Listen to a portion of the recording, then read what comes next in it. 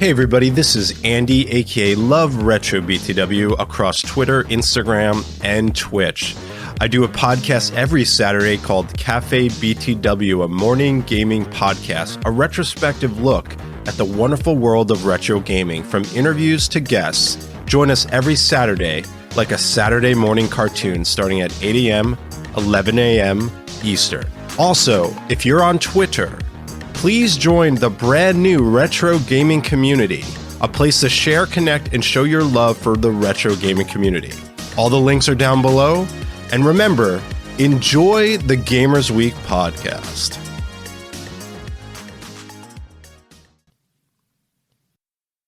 Coming up on Gamers Week podcast.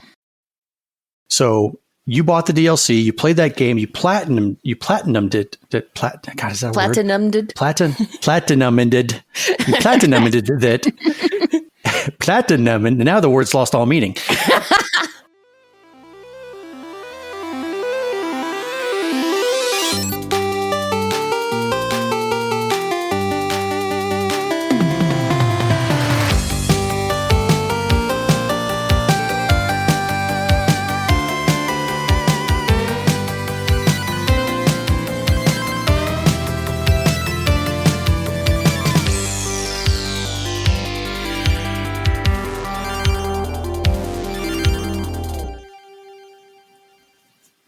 All right, we ready to start this thing?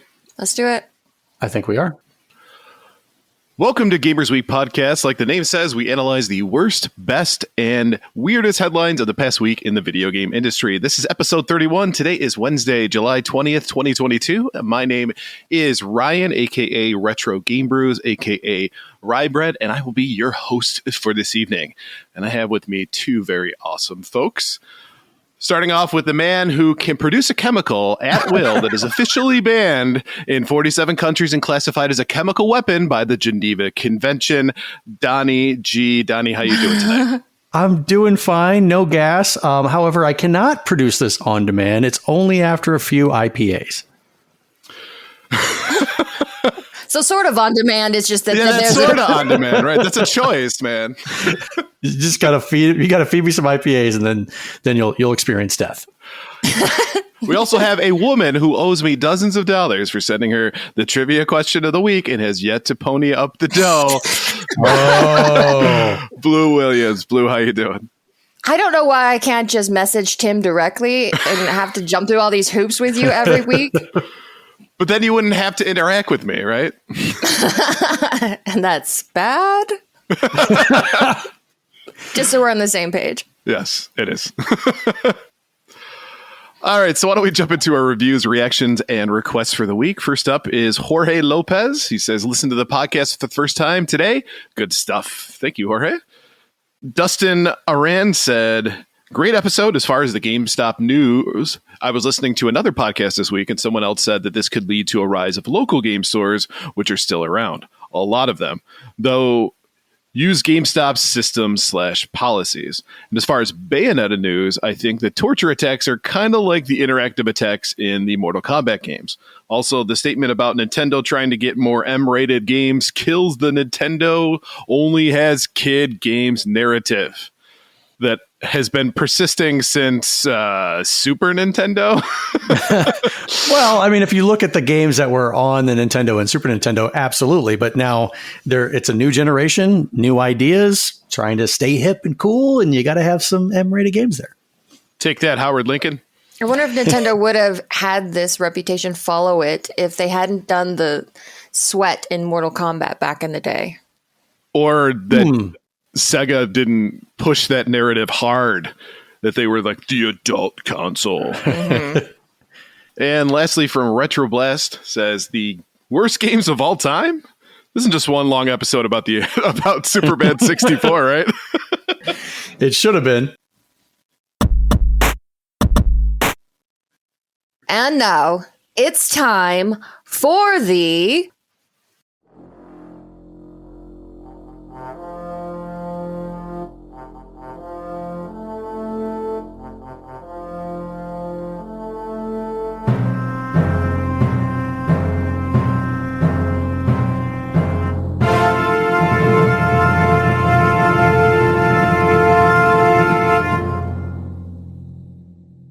Very important poll.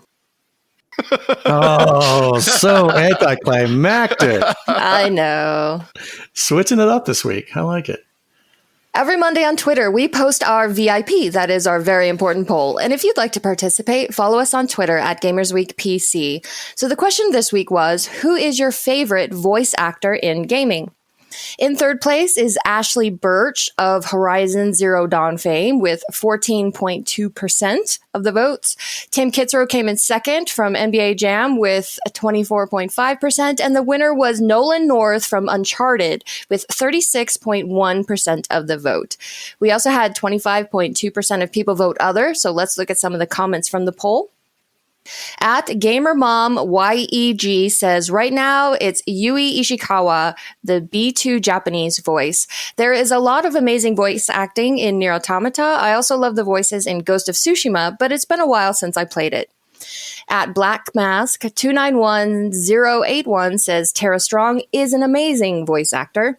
At Twain on Games says, Stephen Russell needs some love. Dishonored, Fallout, Skyrim, and of course, Garrett from Thief.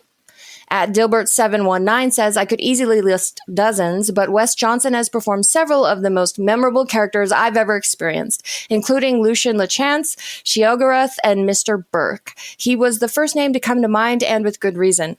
And finally, Aaron M. Biz says, Nolan North, only because I owe him money. I'd like to hear that story. Yeah, Yes. that sounds like there's an interesting backstory there. So how did you answer in the poll, Donnie? For me, I chose David Hayter. And if you don't know who David Hayter is, he was the voice of Solid Snake in the Metal Gear series, Metal Gear Solid 2, and Metal Gear Solid 3. Don't regret your past. Learn from it. Regrets just make a person weaker. Now, he only voiced that character and I think Naked Snake. But that's it. He hasn't done anything else, I think, for video games, if I'm mistaken. But somebody I kind of grew accustomed to hearing his voice as I played through that series. So, yeah, he was my choice. Nice. And you're going on a Metal Gear podcast soon, aren't you? I am. I will be a guest host on the Retro Blast podcast. And that's coming up, I think, on this Thursday we're going to record. And we are going to discuss Metal Gear Solid. Nice. Retro Blast podcast, of course, one of the good friends of Gamers Week podcast. We love that show. We've all been on their show. They've been on our show. So look them up. Check them out. It's good stuff. Definitely. So what about you, Ryan? What did you choose? So I wanted to troll you guys and tell you that I was going to pick the guy who plays Dr. Wily in Mega Man 8. You must recover all the energy immediately, Mega Man. What? Clearly, the guy isn't a voice actor. They just put him in a booth. Here, read your lines. Actually, for that matter, we should have mentioned like the voice actors from the original Resident Evil. This house is dangerous. There are terrible demons. Ouch!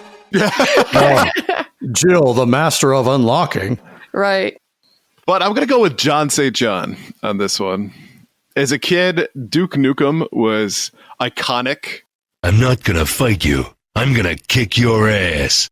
It was one of those games where you were really surprised to see what you saw when you turned on the game. So I remember specifically going into a strip club and John St. John's voice going, "Yeah, shake it for me, baby." A strip club in real life or in the game? In the game. You did not. No, I just followed specify. John when I was 11, you know.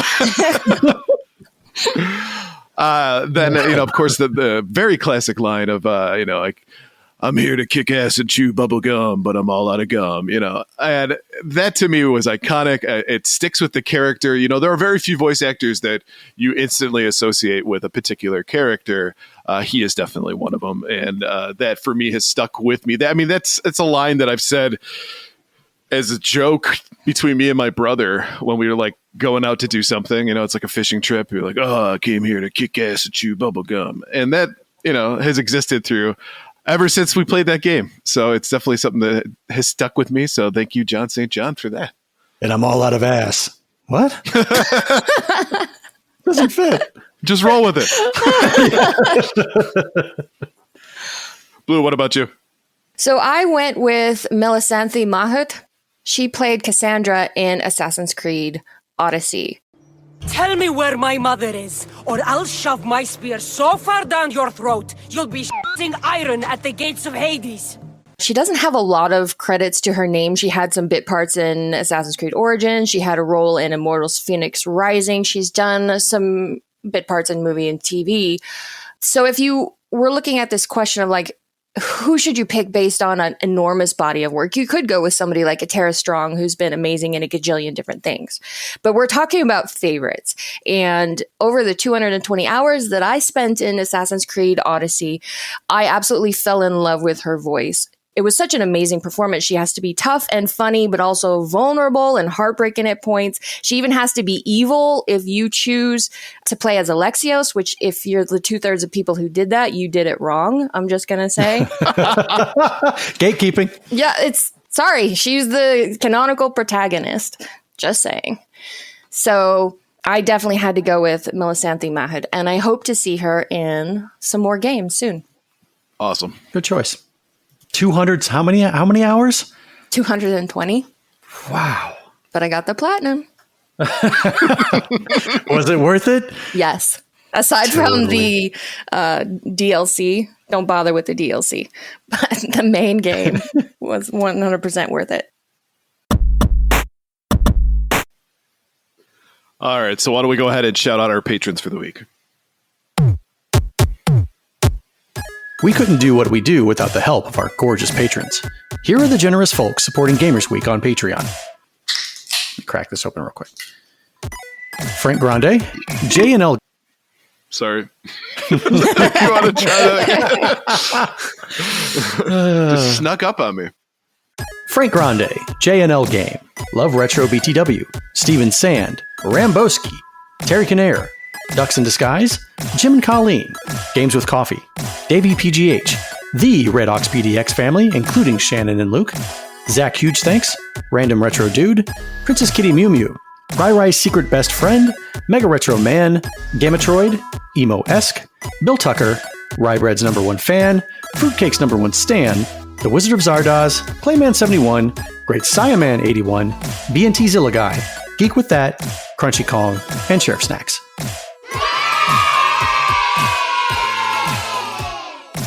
If you like what you hear today, and we really hope you do, please consider joining us on Patreon. Your support helps cover the cost of producing the show, as well as other cool stuff we'll be doing, like prizes and giveaways. You'll also gain access to our weekly patron-only bonus cast called Gamers Week Uncut, Patrons with Benefits. Visit patreon.com/gamersweek, or follow the link in the show notes to learn more. All right, so before we jump into the headlines, our headline segment is proudly sponsored by the Retro Game Club podcast. It's a fantastic family-friendly retro gaming podcast. In each episode, Rob and Hugh pick 2 games to play and discuss, as well as news, interviews, and other topics. Right now, they want to know what you think is the best thing Atari Incorporated has done in the last 50 years. Send your answers to email@retrogameclub.net or follow the link in the show notes. Wow, 50 years? This is what I'm going to choose. I'm going to say the best thing they ever did is a bad thing and a good thing, all rolled into one. They stole Pong from Ralph Baer, and therefore, by stealing Pong from him, made video games a mainstream thing and has led to the entire video game industry. So thanks, Nolan. Hard to argue with that. Right. All right, first up from Games Radar, PlayStation's new digital collectibles are definitely not NFTs, Sony says. PlayStation has unveiled its latest initiative, PlayStation Stars, a series of rewards for regular players. However, in a new interview with the Washington Post, Sony has categorically denied that the new digital collectibles tied to the program are a form of non-fungible tokens. It's definitely not NFTs. Definitely not. You can't trade them or sell them. It's not leveraging any blockchain technologies, and definitely not NFTs, said Sony's Gren Chen, Vice President of Advertising, Loyalty, and Licensed Merchandise. As for what PlayStation Stars actually is, the reward system can seemingly dole out anything from entire games or products to PlayStation Store credit, as well as the digital collectibles previously mentioned. These rewards can be obtained via a variety of methods, including earning PlayStation trophies, playing any game on a monthly basis, or being the first player to achieve a platinum trophy for a game in your region. When it launches, PlayStation Stars will be free to all players, though subscribers of the newly revamped PlayStation Plus subscription service will seemingly get added bonuses. For now, we don't have a specific release date for PlayStation Stars outside of a vague global launch window for later this year. And all I can hear is the tyrant from Resident Evil 3 going, stars. Stars. I mean, they mentioned that it's definitely not NFTs in that little quote 3 times. Yep. So you think they're afraid of the blowback that NFTs are getting? Maybe they're trying to distance themselves from it because nobody's really sure exactly where NFTs stand right now with the whole crypto market kind of tanking. So maybe they're just like kind of holding it close to the vest.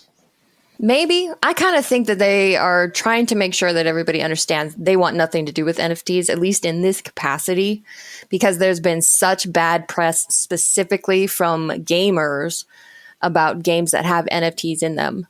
So yeah. I think they are nervous that connection was made. Well, and if this is their train of thought, then I'm on board with it because I don't care about NFTs. I don't want my games littered with NFTs. So if this is Sony's deal, then good on them. Just interesting that NFT is now the hot potato that nobody wants to touch. You take it. And look where we were at 6 months ago. Right.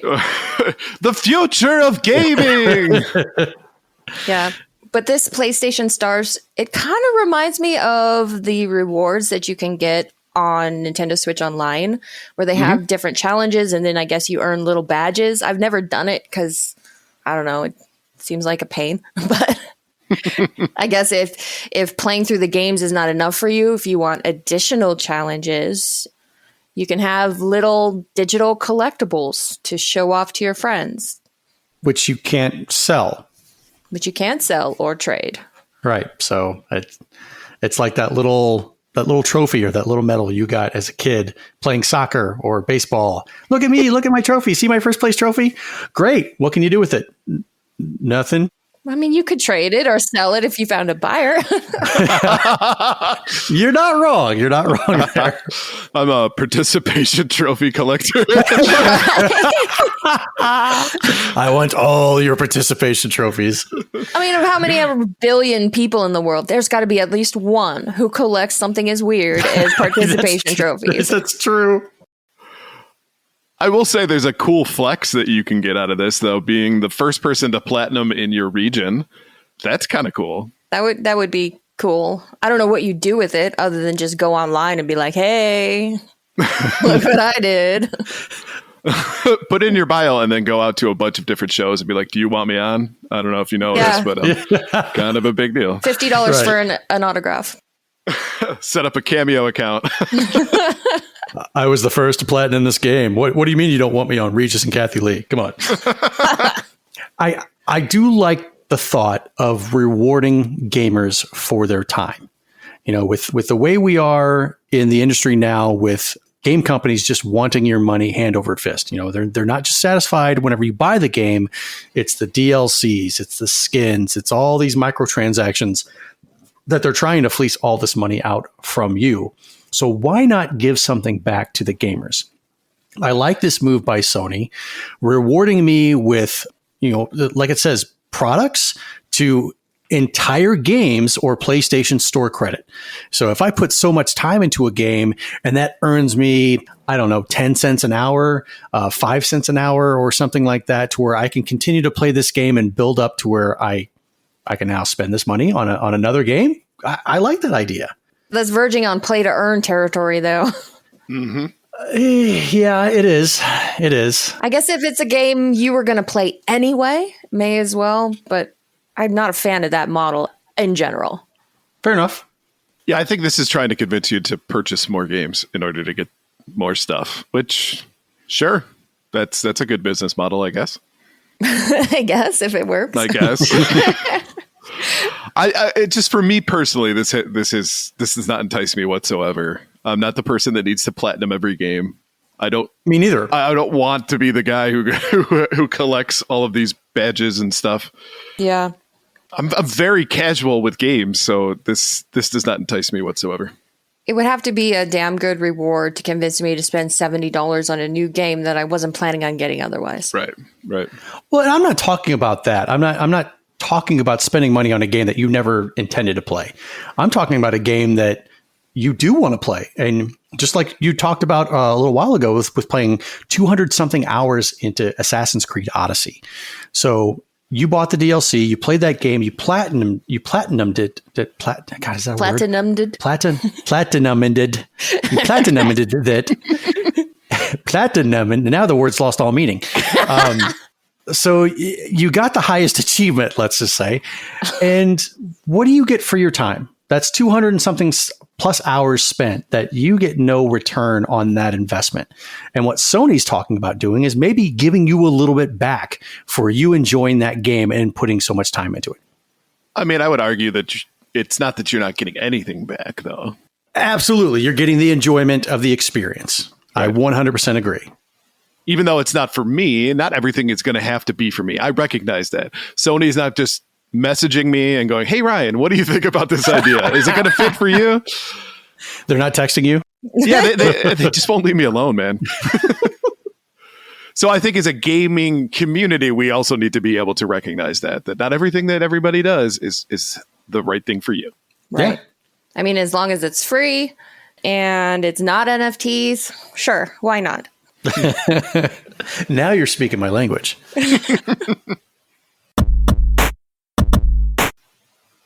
All right. From GameSpot, Unity CEO says you're a f***ing idiot if you don't think about monetization during creative process. During a recent interview with PocketGamer.biz, the current Unity CEO and former EA boss John Riccitiello discussed the announcement that Unity and ironSource would be merging, while also touching on the criticism both companies have received regarding the inclusion of monetization during earlier development. Devs who shun microtransactions are my favorite people in the world to fight with, Riccitiello said. They're the most beautiful and pure, brilliant people. They're also some of the biggest f***ing idiots. Riccitiello's comments received backlash from members of the development community, with some strongly disagreeing with the CEO's sentiment. I made Donut County Apple's iPhone Game of the Year in 2018 using Unity, said indie game developer Ben Esposito. But according to their CEO, I'm a big idiot for not making Hell.io the free-to-play game that ripped it off. However, today, Riccitiello tweeted out his apologies and said his words were taken out of full context. This isn't the first time Riccitiello has commented on monetization in games. In 2011, he defended the use of microtransactions, saying it's a great model, and it represents a substantially better future for the industry.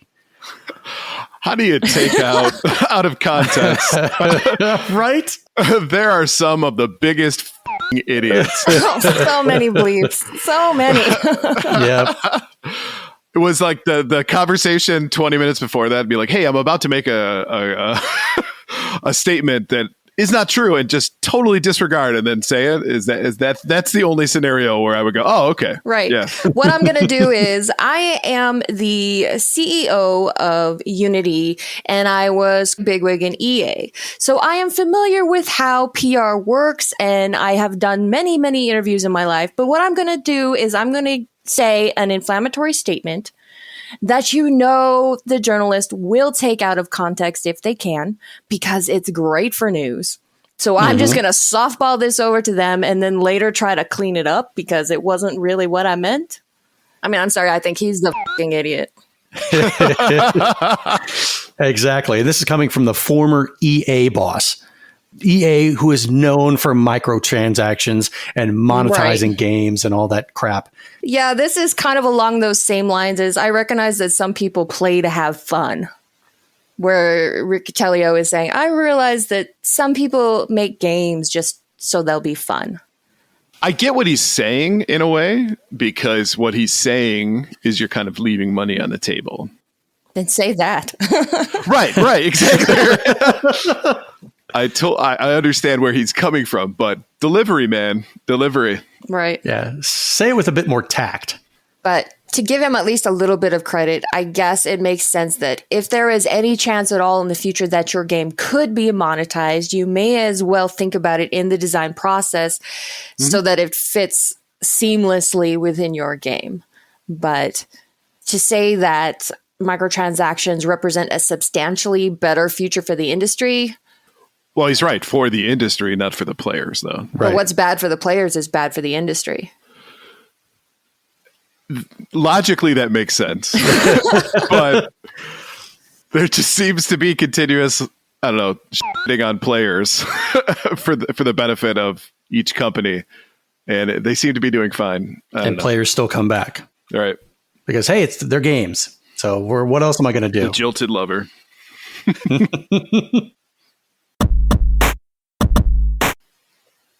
All right. From GameIndustry.biz, court dismisses class action antitrust lawsuit against PlayStation Store.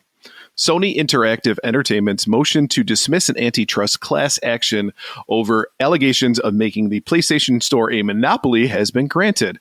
Judge Richard Seaborg of the Northern District of California dismissed the case on Friday, saying that the plaintiffs have failed to prove Sony violated the Sherman Act's rules on anti-competitive practices. The case was filed last year by a group of consumers following Sony's decision in 2019 to no longer sell codes for digital games through third-party stores, instead focusing all download sales on its own PlayStation Store. The plaintiffs claim this broke antitrust laws, enabling Sony to control prices and unlawfully monopolize the market for digital PlayStation games. They also pointed to increased costs, observing that PlayStation owners could be charged up to 175% more to download a game than they would if buying a physical copy. The motion to dismiss is granted because plaintiffs have failed to allege adequately anti-competitive conduct under the Sherman Act, and the other claims are derivative of the Sherman Act claims, wrote Judge Seaborg. Although it's unclear at this time if the deficiencies may be cured, plaintiff is granted leave to amend. Earlier this year, Sony has also successful in convincing the court to dismiss a gender discrimination lawsuit from a former PlayStation employee. The plaintiff was also given the right to amend and file a renewed complaint, and did so in May. This is a weird argument. Do you think? It is. Because you're basically saying that Sony only wants to sell their stuff on their own store. How is that a monopoly? It's like saying the only place you can get McDonald's food is at McDonald's. Right. Damn it, I want my McDonald's a double Big Mac at Burger King. Why can't I get this at Burger King? I know. Third-party stores should be allowed to sell McDonald's food. Right? Oh, God. Don't ask my mother when you say you can only get McDonald's at McDonald's. You're like, I'll make you some McDonald's at home. We ain't spending that money right now. Well, because McDonald's is the only place you can get McDonald's food, it allows them to charge up to 175% more than you would if third-party restaurants were allowed to sell McDonald's food. Weird how that works. Mm-hmm. And at the end of the day, it'll be interesting to see what they do, because they have the opportunity to amend. Clearly, the argument that they came for, because I mean, especially when it comes to establishing a class action lawsuit against a company like PlayStation, when you go to court, you need kind of all your ducks in a row. You need everything to be really, really tight.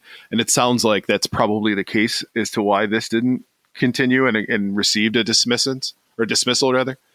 So I'd be curious as to what they come back with, because I mean, they do have time, so we'll probably end up talking about this later on. But this was big news. Like, everybody was like, oh man, look, class action lawsuit against PlayStation. This is going to be a big deal. And then seemingly overnight, it got dismissed as well. So it went from like, we're going to get Sony back, finally taking on the man.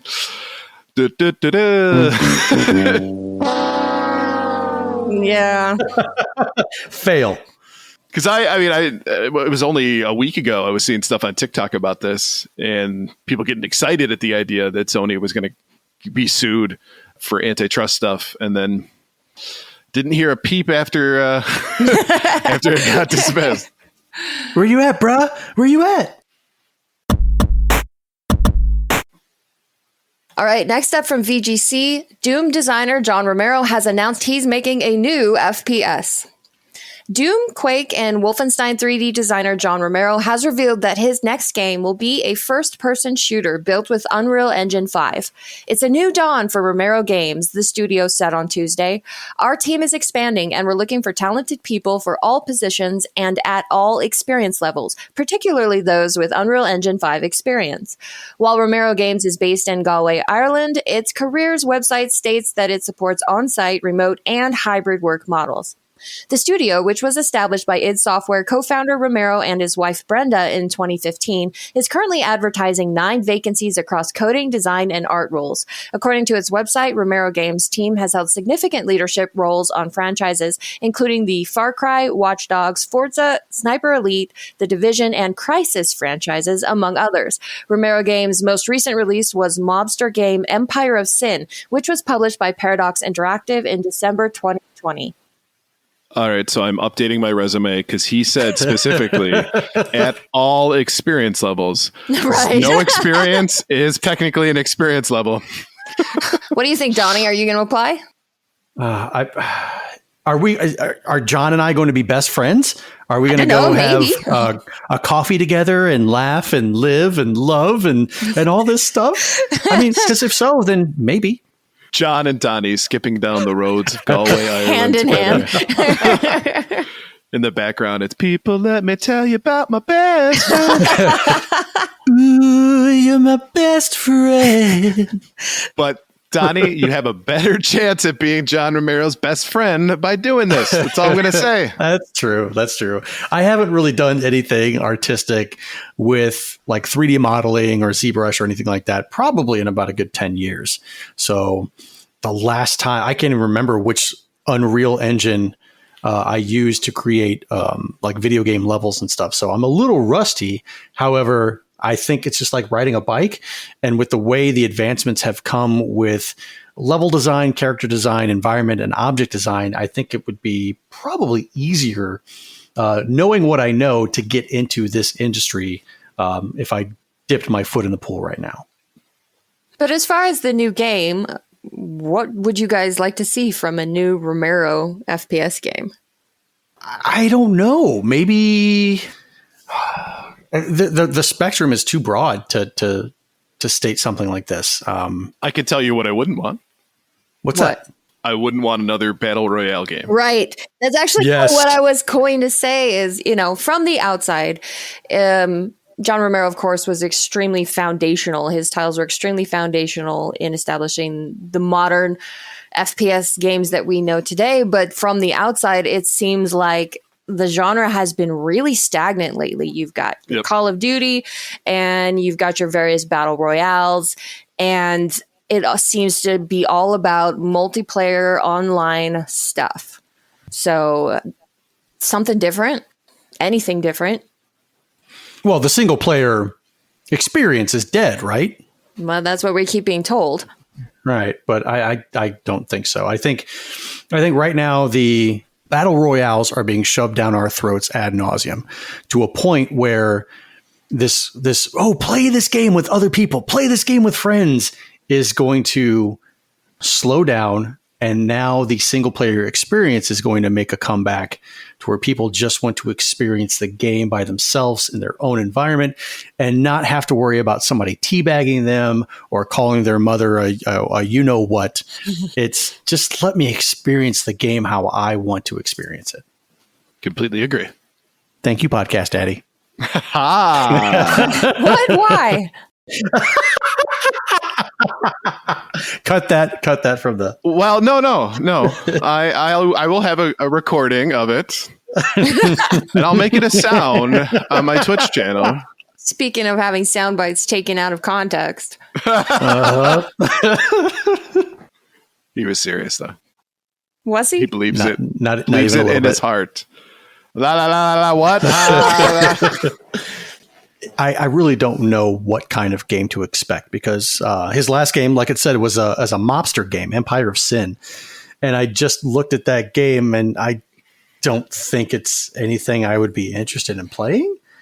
But Doom, Quake, Wolfenstein, come on. What new first-person shooter can you give us that's just going to blow our minds away? And I there's so many avenues that you could do. Maybe it's a vampire thing. Maybe it's something to do where you're back in the 80s and it's like a retro noir type thing. Who knows? Yeah, give us a brand new IP and change up the formula a little bit. You wouldn't want a Wolfenstein 3D 2? No, because I think that stuff has been done before. Give us something different. The whole Nazi thing is played out ad nauseum. I don't really want to see that stuff again. Just give me something new.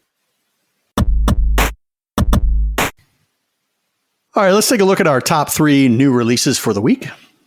Endling, Extinction is Forever. PS4, Xbox One, Switch, and PC. As the last mother fox on Earth, your cubs need all your care to survive in a merciless world that slowly destroys itself. You have to help them, teach them, and save them. And you should never forget that extinction is forever.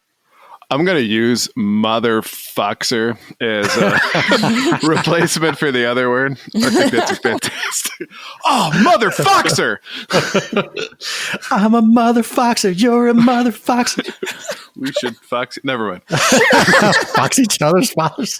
Now it's just getting weird. Yeah. Well, I mean, that's our tagline, right? Not for this show. Live a live. Live a live. Live alive. Live alive? Live alive. Okay. Well, agree to disagree. The Switch. This storied RPG directed by Takashi Tokita, known for his work on Chrono Trigger and Final Fantasy IV, has been revitalized in the stunning HD 2D visual style and is being released outside of Japan for the first time. Each story features rearranged versions of the original music written by Kingdom Hearts series and Final Fantasy XV composer Yoko Shimomura. Stray, PS5, PS4, PC, all Ps. Lost alone and separated from family, a stray cat must untangle an ancient mystery to escape a long-forgotten cyber city and find its way home.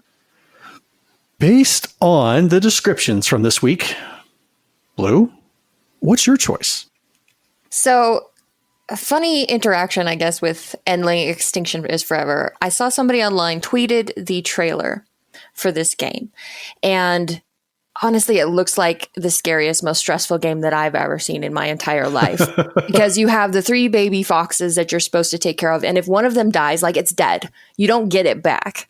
So you have to try to get your babies from the beginning of the game to the end of the game. And it's a really dark, horrible looking world. And there's humans after you, and looks like robots trying to shoot you with lasers. And then there's also there's one scene where one of the babies falls in the water and it's drowning and you have to go get it. Right? So I replied to the trailer and I was like, I can't. I'm sorry. I cannot.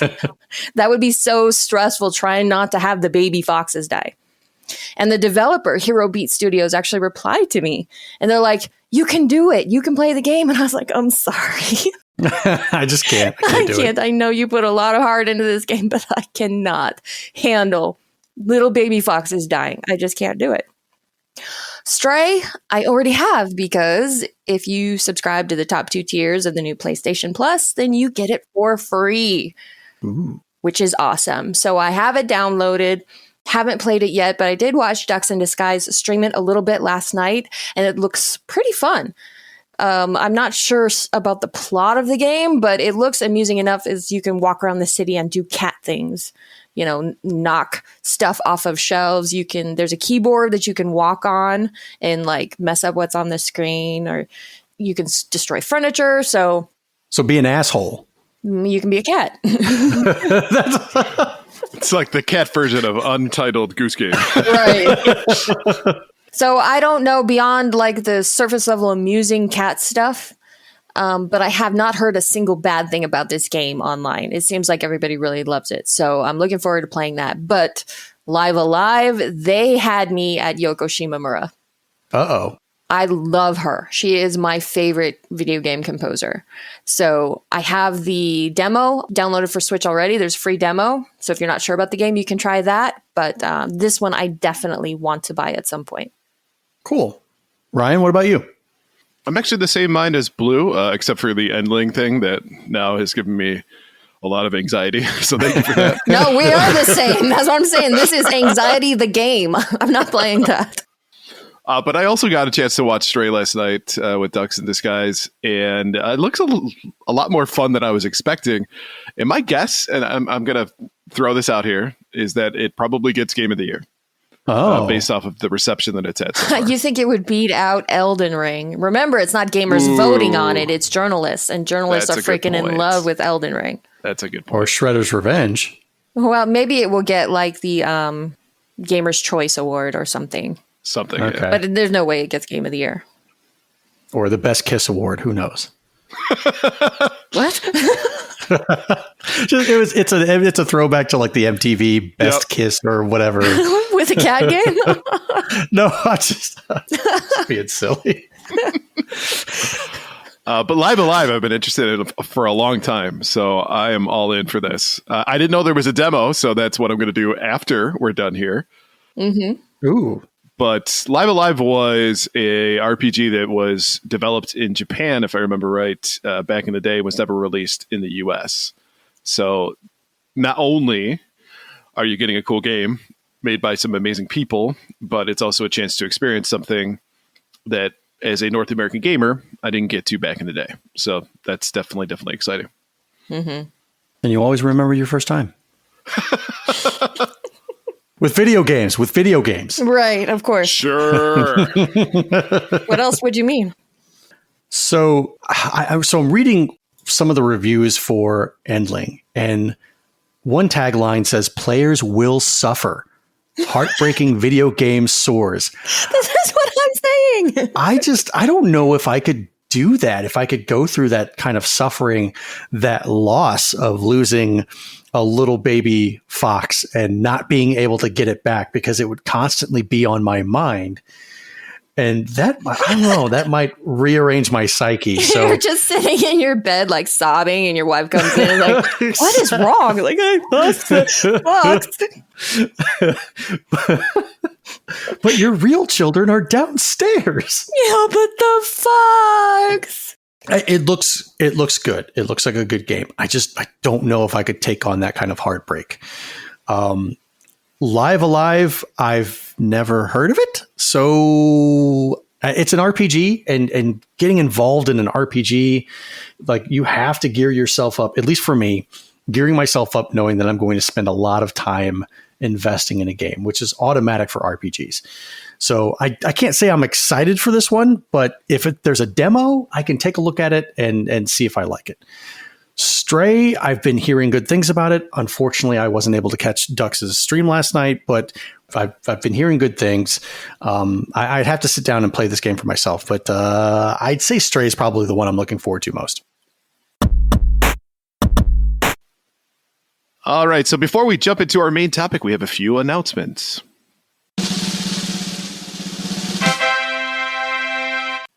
We are pleased to announce the first ever Gamers Week podcast High Score Tournament is coming up.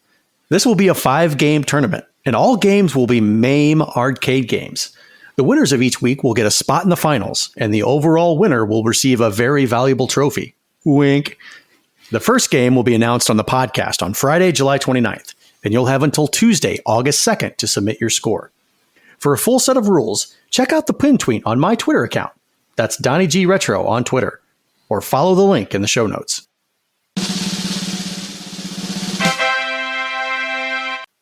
We're also giving away a loose copy of the smash hit N64 game, Legend of Zelda: Ocarina of Time.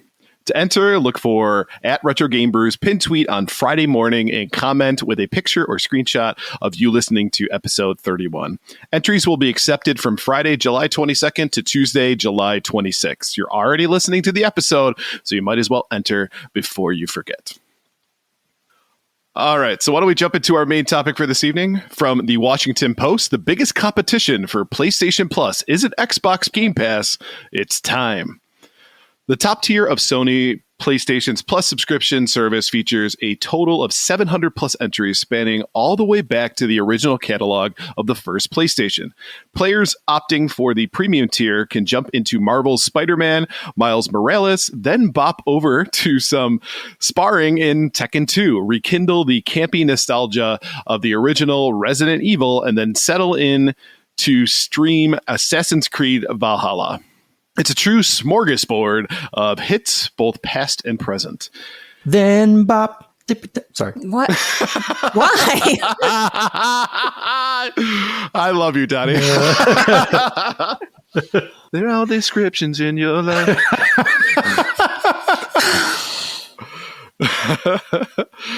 There is plenty in PlayStation Plus to enjoy and justify its tiered pricing structure. When I first opened the menu upon its June 13th launch in American markets, I thought I'd be spending days with all of the games and features it had to offer. Turns out in the month afterwards, I didn't. It's not the PlayStation Plus isn't good or robust enough to justify the price tag of $119.99 per year. It's more that modern gaming makes it extremely hard to extract the full value of the new PlayStation Plus. When you think about the competition Sony faces around its subscription service, by default, attention turns to Xbox Game Pass, a product with 400 plus games and over 25 million subscribers. As I spent several weeks sampling the PS Plus goods, however, it occurred to me that the biggest competitor for PS Plus isn't another game subscription service, but rather games themselves. That's because the biggest factor undermining the value of PS Plus, or any game subscription service on the market for that matter, isn't money, it's time. From an economic standpoint, the case for subscribing to PS Plus Premium is remarkably palatable. For starters, if you need cloud storage or want to play any kind of online, you're obliged to pay at least $59.99 a year to get access to PS Plus Essential. From there, justifying an increase to the premium tier, which gets you access to the aforementioned catalog of over 700 current gen and classic games, the ability to stream games from the cloud, and access to timed trials of new games, it's a pretty easy sell. For the cost of just one additional new game a year, $60, players get access to a library of hundreds. If you have the money to spare, why wouldn't you do that? But even if you have the money, do you have the time? Let's say liberally you have 2 hours to play every weeknight and 6 hours across Saturday and Sunday. That's 22 hours a week spent gaming, which seems like a lot until you consider the modern gaming landscape of massive open world games like Assassin's Creed Valhalla and live service titles that continually add new content to the game to engage players, rewarding them with new unlockable features and cosmetics all the while. It would be great to have access to all these games, but is it worth tethering myself to a recurring annual fee if I'm only picking up titles in fits and starts, if at all? My eventual answer will likely come down to time more than money, and there's nothing PlayStation, Xbox, nor any other game company can do, be it adding more retro games or new titles to the catalog, to solve that problem for me. I'm in this picture and I don't like it. This has been my exact experience with PlayStation Plus.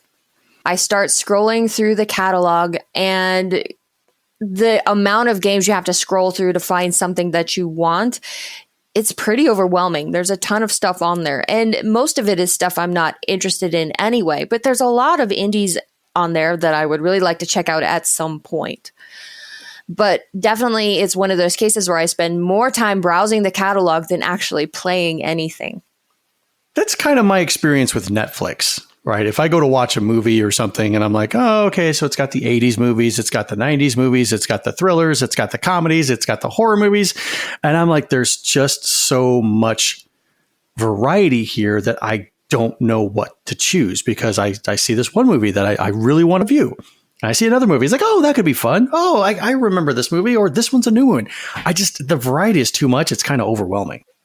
To me, it's the backlog thing. Right. We all have backlog of games that we purchase and we have physically that we'll never get to. And then all of a sudden you add 700 more to your backlog. And to Blue's point, you may not want to play every single game on there, but there are definitely games that you want to spend some time on. Mm-hmm. And the games rotate, correct? Or is it just the same 700? Well, I guess it's only been out like a month or so we don't really know. Right. If they rotate, that problem becomes even harder, I think. Yeah. Because then you're going to rush. Yeah, the good thing is that I was talking about all those indie games I'd like to try. I don't want to try them badly enough that I would pay for them. So, and it's nice to have them included should I ever be able to sit down and actually choose one to play. But as the guy says, is that worth $120 a year to have those ready to play for free, so to speak, if I ever actually sit down to do it? It would if you weren't buying other games. Probably. Right. If this was your only access to games, I think it would. Right. Because to their point, it's 2 games, basically, is what you're charging yourself. That's fair. You only have to go on there and find 2 games that you want to play to cover your costs. And if you find 3 games that you want to play, then you've made money, basically. Right. So in the long term, especially for somebody who is on a budget, this is a perfect service or subscription for somebody who doesn't have a whole lot of disposable income, but still wants to have access to the same entertainment that everyone else does. Right. And the fact that it covers the entire catalog going back to the original PlayStation, I think that's money well spent for people who can't go out and afford. No? Dissension in the ranks. It doesn't cover the entire catalog. Didn't even give me time to finish my thought before. No. Well, I didn't want to go down a bunny trail for me to then later contradict you. It doesn't cover the entire catalog. It's got a handful of classic PlayStation games. Okay, yeah, let me rephrase that. It doesn't cover it, but it spans it. It spans the entire catalog. Okay, yes. But overall, the point that they're making is really valid. We are at an era in gaming where we're completely spoiled for choice. And in order to compete for gamers' dollars, Sony and Microsoft seem to just be giving us more and more and more and more. But is it doing any good? Solution for that is that Sony just pays me to play their games. Is that a solution for Sony? Which goes back to the main or one of the first topics. It's all cyclical, like the Terminator. Right.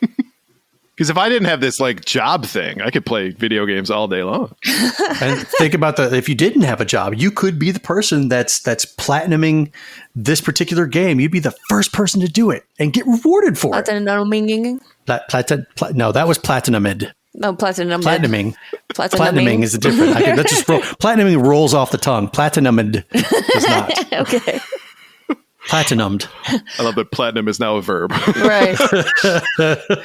But considering, like it says, how long some games are, you almost need to not have a job so that you can just play games all day. Like when I was looking for articles to include in the show tonight, I came across one that said, the headline was, I just finished 300 hours in Assassin's Creed Valhalla and I'm dead inside. Oh, wow. Yeah. So to put 300 hours in one game, and they're not all that long, but a lot of them are really long. I don't know how you could ever expect anyone to be able to get through everything that there is. So do you think it would behest the industry to make smaller games for old folks like us? Smaller games could be a solution. Mm-hmm. Or is it just even like adult folks? Not even old folks, just adult folks with responsibilities. That's a totally new genre. Totally new genre. Adults with responsibilities. Right. I got it. Okay, so rather than an easy mode, there's an adulting mode where you go in and there's like this side quest that you would have to do, and it goes, are you sure you want to do this side quest? It doesn't really add anything to the story. Click the adulting button to skip side quest. Right. Are you sure you want to do this side quest? It will take approximately 90 minutes. Like, ain't nobody got time for that. You can juggle whether or not your time is worth that. And then like you roll a dice, and if it's 3 or higher, you get the prize from doing the side quest. You know, if it's a 2 or a 1, too bad, so sad. Oof. It would work, I'm telling you. Adulting mode. It's going to be a thing. But I think what almost might work better, if it would cost more, of course, but instead of just here's this subscription service with hundreds and hundreds and hundreds of things to choose from, I think I'd rather see something that was curated for me. Right. To be like, here are 5 games that based on your likes and what we know about you, we think you will truly love. I love that idea. But so do I. But I think that closes off, or it might close off, that one game that you're like, nope, I would never in a million years play this. But you suddenly pick up, and then it's just like your absolute favorite game. That's fair.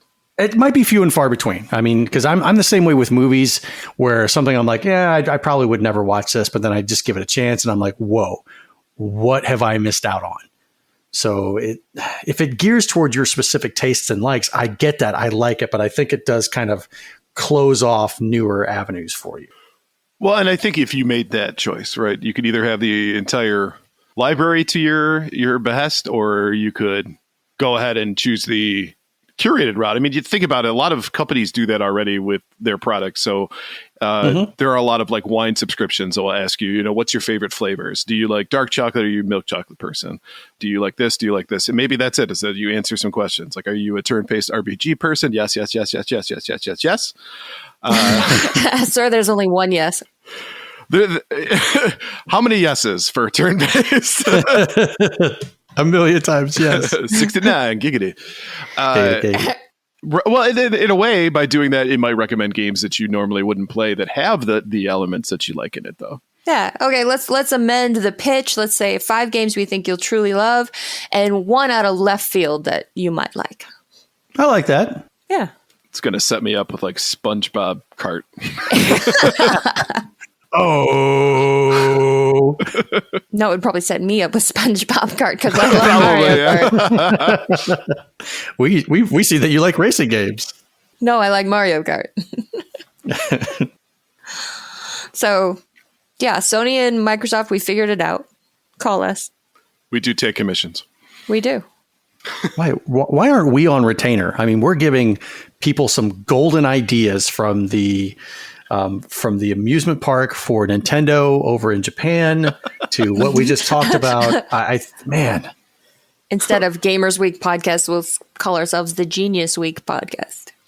Ooh. I think people already think that that's the case, so it just lends perfectly. All right. It's redundant. I see.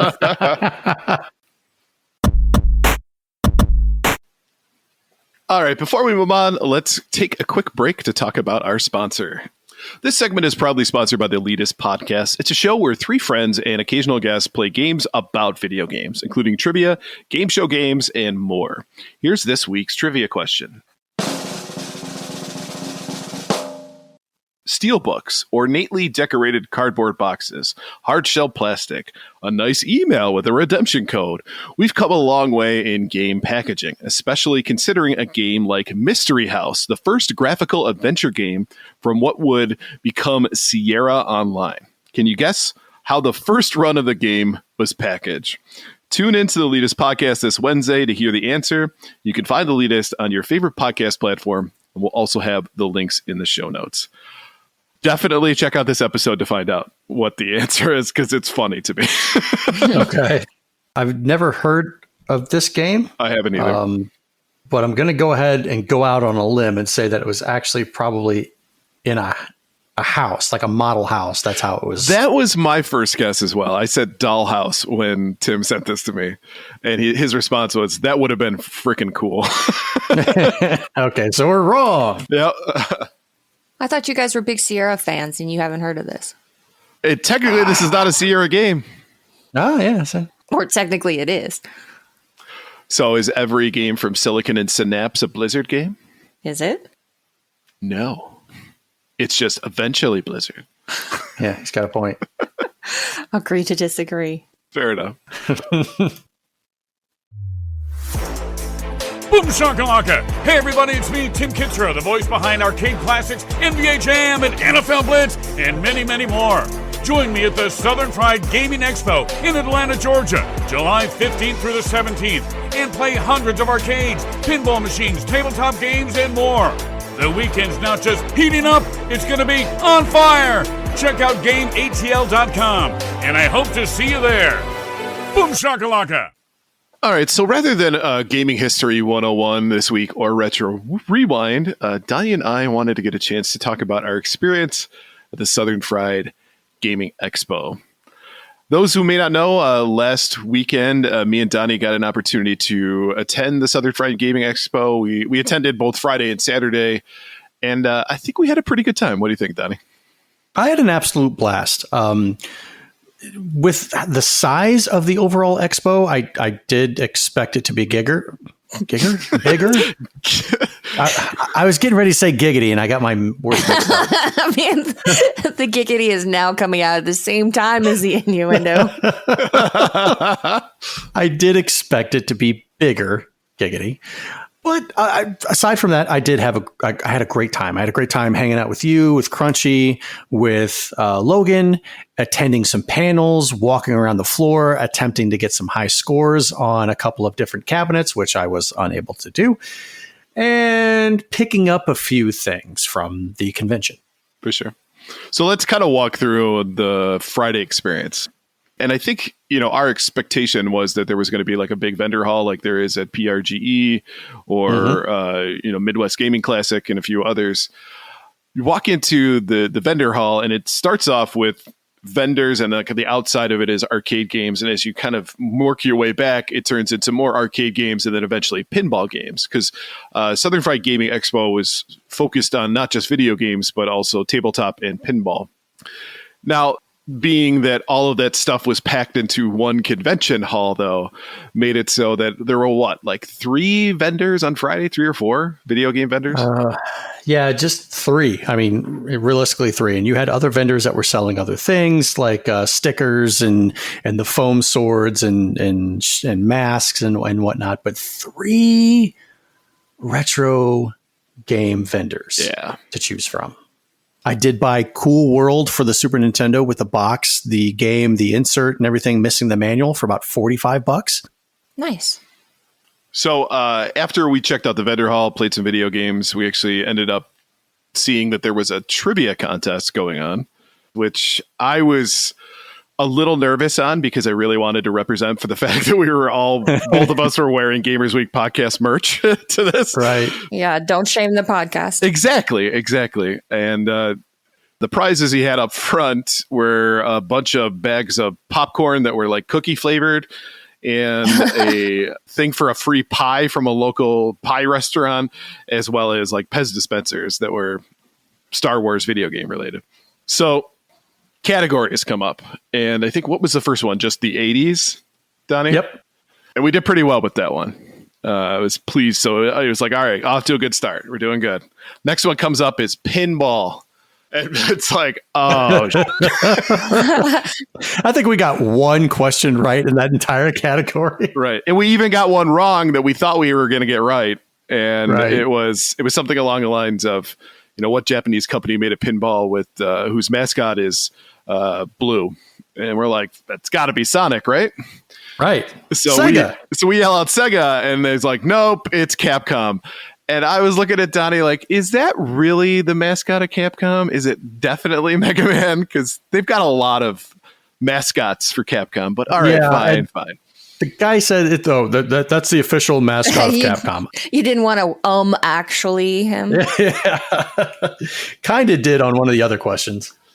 But then retro video games come up, and it's like, yes, we're going to destroy them. I got to give Ryan credit. He owned that category because there were at least 2 questions in there about some obscure games that I never heard of that he was just like, oh, Polybius. I'm like, what? I've never even heard of that game. And it was right. And the other one was what character did Jaleel White voice in a cartoon in the 90s? And I was expecting more people to say the answer like along with me, like in unison, but I was the only person who yelled. I was like, Sonic! And I kind of like looks like, what the f***? How did What the hell are you talking about? Right. So Ryan did own the video game category. I owned the music category of the 80s. Destroyed it. This checks out completely. So we both won a prize, represented well for Gamers Week podcast, and I think that was a good end to the night. Which Pez dispenser did you get? I got a Yoshi one, which I would be happy to include in future giveaways. I have my Darth Vader. What happened on Saturday then? My big thing that I wanted to do was get the top score on versus Duck Hunt, which eventually I was able to do. Crunchy's big thing, because he was with us, was to basically get the top score on every DK cabinet, which he did. Yes, he did. Yeah, which very, very impressive. And ended up picking up some games. So on Saturday, they had more vendors available. So they kind of put up a whole bunch of different tables. And at the beginning of the day was retro video games. And then later on in the day was like pinball stuff. So we hit up the retro video games. I ended up picking up a big box PC copy of the game Super Tetris from Spectrum Holobyte, which I thought was kind of cool. Which looks nice. Yeah. And inside it's a nostalgia trip. It's got a 3.5 floppy and 2 5 1/4 floppies inside. So that should tell you when that's from. Also ended up picking up a copy of Rockman 7. I've got Mega Man 7 for Super Nintendo, but I just wanted to kind of see what the difference was, and it was like $20, so no big deal. And also picked up a copy of Conker's Live and Reloaded, which is the remaster that they did for the original Xbox of Conker's Bad Fur Day. Donnie, what did you end up picking up? Like I said, Cool World for the Super Nintendo. I think there was one other game that I picked up, but I also picked up a Sega CD Model 1 for $80. So Ryan and I went past this table and we're looking at some of their stuff and it says parts as is, like not sure if it's working. And Ryan kind of taps me. He's like, is that a Sega CD? And I can't believe I missed it. I looked down and it's right there. He's got a price tag of $90.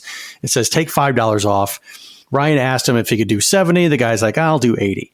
So I was like looking at him. I'm like, if you don't buy it for 80, I'll buy it for 80. He's like, go ahead. So I slipped the guy $80. Funny story is this is now my third Model 1 Sega CD. My original one, which was having some issues, I replaced the power fuse, but still it wasn't playing games and the sound sucked. So I sent that off to a company called One Up Restorations in New York. And the guy had it for a couple of months. He was trying to figure out what was going on with it. He replaced the laser, replaced the capacitors, was still having a problem. So there's some leads on the board, which was causing the sound to be bad, but at least it plays games now.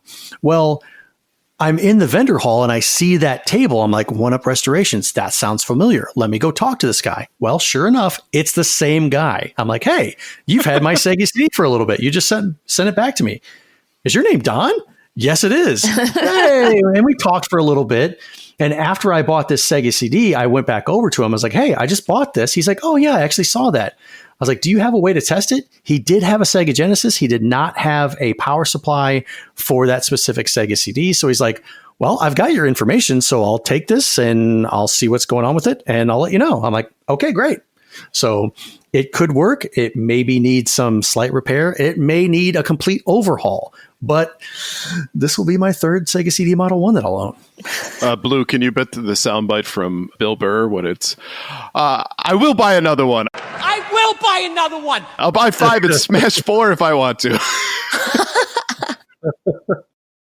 And so, we were kind of working our way around all the different halls and stuff. And then we saw that there was a Tetris tournament going on at 6:00. I think there was 25 people signed up, Donnie? I think so. Yeah. And so the way they had it set up is they would call people up one by one, which I don't understand why they couldn't do 2 people at a time, but hey. That must have taken forever. Yeah. Well, it did because it started on level 5. Yep.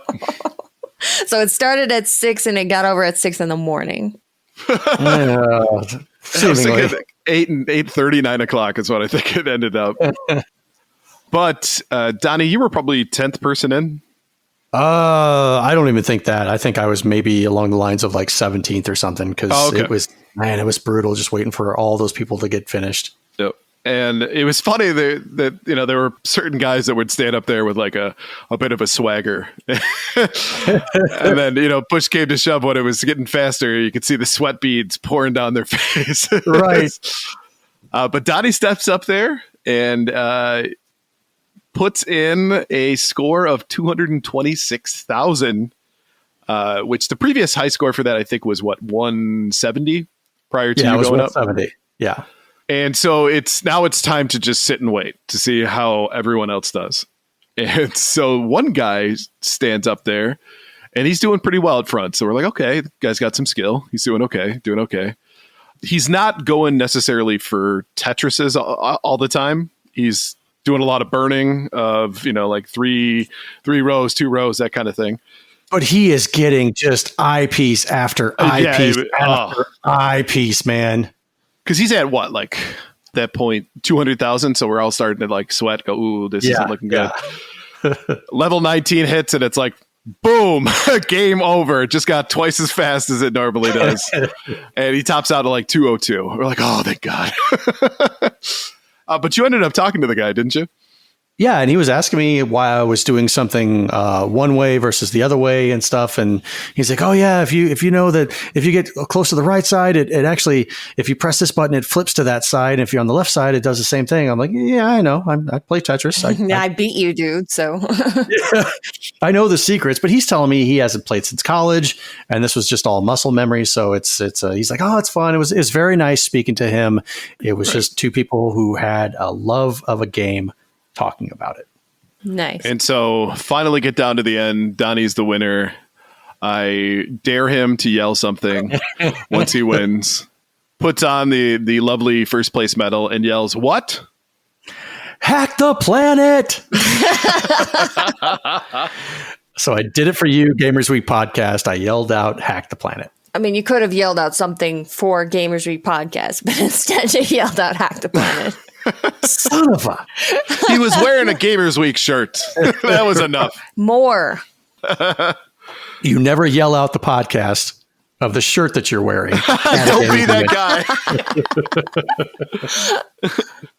Yeah, but overall, I mean, it was a fantastic time getting a chance to hang out with Donnie for the first time in a couple of years, right? Yeah, absolutely. Since 2020. Yep.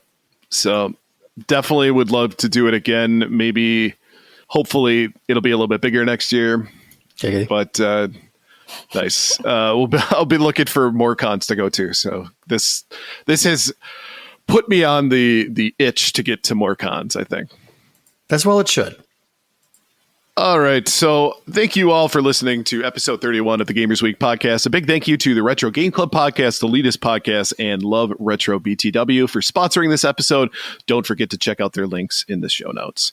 If you want to connect with Gamers Week, follow us on Twitter at Gamers Week PC. Email us at gamersweekpodcast@gmail.com. Visit our merch store at gamers-week-podcast.creator-spring.com. Or if you want to do it the easy way, follow the link in the show notes. Join us on Patreon at patreon.com/gamersweek. Finally, since you made it all the way to the end of the episode, please leave us a rating and review and let us know how we did. We really do value your feedback. While you're there, consider subscribing on iTunes, Spotify, or your podcast platform of choice. And one last thing before we go. Akseli Takanen, a.k.a. Aksetaka, has composed a full-length version of the Gamers Week theme song, and it is awesome. So stay tuned right now to check it out, and if you want to learn more about Aksetaka, visit his link in the show notes. And have a good night, everybody. Bye. See ya. Hack the planet!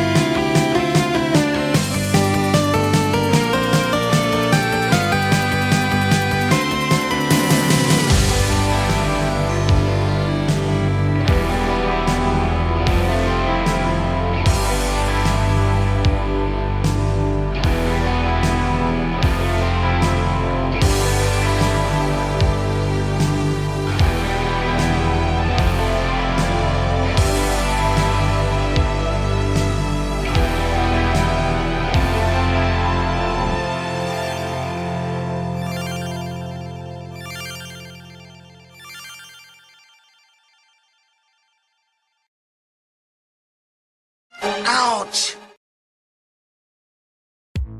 Welcome to Gamers Week Uncut. Welcome to Gamers Week Uncut. Welcome to Gamers Week Uncut, Patrons with Benefits. This is the unscripted, patron-only bonus cast with less editing and more dirty jokes. We don't know where the conversation will go, but we're sure it will be weird. This fish just went right on my nipple, and I'm just like, I Google Street Fighter 6. The first search result that comes up is people think they can see Ryu's dick in the Street Fighter 6 reveal. Listen up here, kids. You're not going to want to get one of those VD-STDs things, right? Make you fall off. When you go, grab a pro. You'll be doing it for America. that was perfect. If you want to hear weekly episodes of our patron-only bonus cast, join us at patreon.com/gamersweek.